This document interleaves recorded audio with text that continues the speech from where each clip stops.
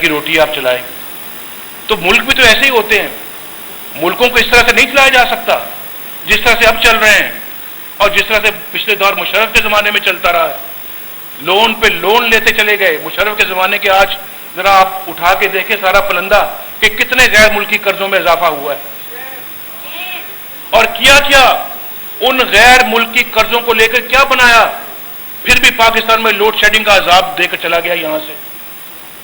بھائی آج یہاں پہ اکثر بات ہوتی ہے, اکثر یہی بات ہوتی ہے کہ یہ جو پاکستان, ذرا بھائی آپ پلیز ذرا اگر آپ خاموش ہیں تو میں آپ کا بڑا شکر گزار ہوں گا. اور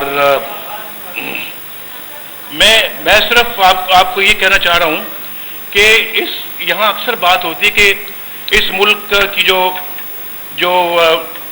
ہمارے 60 سالوں سے ہم یہ بحث کرتے آ رہے ہیں کہ ملک کی جو حاکمیت ہے وہ ملک کے اصلی وارثوں کو لوٹائی جانی چاہیے. آج بھی میرا خیال ہے کہ یہی بحث ہوتی رہتی ہے اس ملک میں کہ جو ملک کی اصلی جو حاکمیت ہے جو اس کے اصلی وارثوں کو جو ہے وہ ہم پہنچائیں گے. 60 سال ہو گئے ہیں, آج تک ہم اصلی وارثوں کو نہ تلاش کر سکیں, نہ ان کو ہم ان کا جو ہمارا جو ان کو ہم وہ ٹرانسفر کر چکے ہیں. یہاں پہ نقلی وارث ہی آ کے تو پاکستان کا بیڑا غرق کرنے کی کوشش کرتے رہے ہیں. اصلی وارث کو کبھی کسی نے آج تک پوچھا ہی نہیں ہے, کسی نے پوچھا نہیں ہے. اصلی وارث وہ ہیں جو آپ میرے سامنے بیٹھے ہوئے ہیں.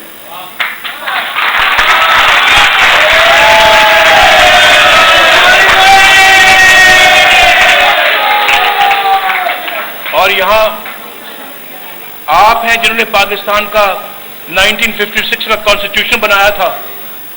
آپ یہ جنہوں نے پاکستان کے قانون اور پاکستان کے آئین بنائے تھے. وہ پولیٹیکل لیڈرشپ تھی جنہوں نے اس کے اوپر دستخط کیے تھے. اور وہ ہندوستان کے اندر وہی پرانا آئین ابھی تک چل رہا ہے.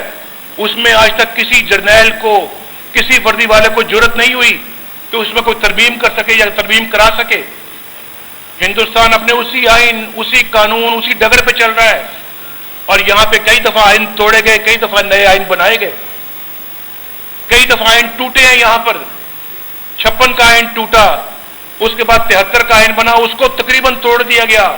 کبھی ایبروگیٹ ہوتا ہے, کبھی سسپینڈ ہوتا ہے. آئین ٹوٹتے ہیں, قانون ٹوٹتے ہیں, عدالتیں ٹوٹتی ہیں, پارلیمنٹ ٹوٹتا ہے. مجھے بتاؤ اس طرح کے ٹوٹنے والے جب آ جائیں تو پھر کیا ملک چل سکتے ہیں؟ کیا آپ مجھے بتائیں کہ اس طرح سے ملک چلا کرتے ہیں کبھی؟ برطانیہ میں کوئی آئین ملک دیکھے کس طرح سے چل رہا ہے.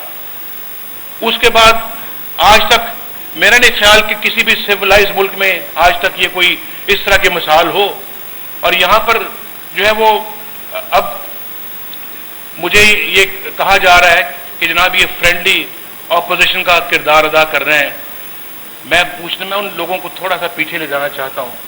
شاید وہ جو تاریخ جو ہے نا وہ بھول جاتے ہیں جب یہ وہ بات کرتے ہیں. تھوڑا پچھلے سال ہی چلے جائیں, زیادہ دور مت جائیں. جب 2008 کا سال تھا, 2009 کا سال تھا, تو 15 مارچ کو ہم کہاں تھے؟ وہ فرینڈلی اپوزیشن کا کردار ہوتا ہے اس طرح کے سڑکوں پہ آنا. ایک پاکستان کا نمبر 1 ایشو تھا. ہم نے کسی قسم بھی اس میں کوئی اصول پہ کمپرومائز نہیں کیا. ہم سڑکوں پہ آئے اور اتنے خطرناک حالات میں ہم سڑکوں پہ آئے, اور اس کے بعد ہم نے جو ہے وہ اس مقصد کو اللہ کے فضل و کرم سے رات کے 2-3 بجنے سے پہلے اس کو مکمل کر لیا.